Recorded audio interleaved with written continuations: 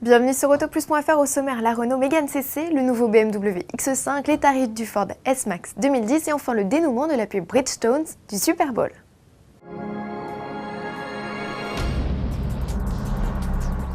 Les cabriolets ont la cote chez Renault, preuve en est après la petite Wind. La semaine dernière, c'est au tour de la nouvelle Mégane CC de faire son apparition.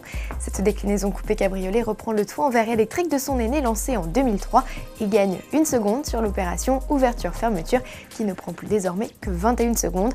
Côté coffre, la 4 places a perdu 80 décimètres-cubes, tout en place. Dommage, mais une fois décapoté, le volume grappille 20 décimètres-cubes, de quoi loger un petit sac en plus et ne plus être la lanterne rouge de la catégorie.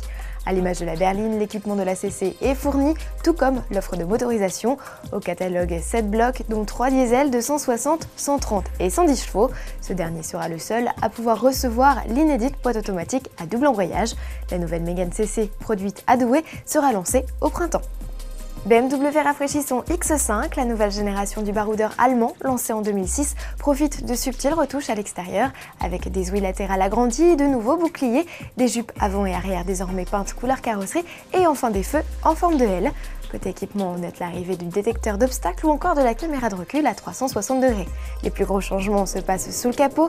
BMW a entièrement renouvelé sa gamme de motorisation. L'entrée de gamme diesel 30D affiche désormais 245 chevaux, soit un gain de 10 chevaux. Le bloc 35D cède sa place à une version 40D forte de 306 chevaux. En essence, le bloc d'entrée de gamme passe de 272 à 306 chevaux et le V8 biturbo à injection directe offre désormais 407 chevaux contre 355 auparavant. Des blocs plus puissants et plus sobres comme il est de coutume aujourd'hui. Les S-Max et Galaxy font peau neuve. Focus aujourd'hui sur le plus petit des deux, le S-Max. Il gagne en sportivité avec des nouveaux boucliers, une grille de calandre laquée noire, des feux de jour à LED ou encore à l'arrière des baguettes alu.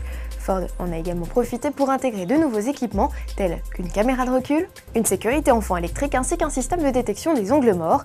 Les moteurs sont également nouveaux. En diesel, c'est désormais un 2 litres qui officie décliné en 3 puissances, 115, 140 et 136 chevaux.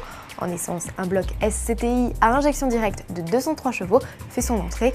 Voici la grille des tarifs.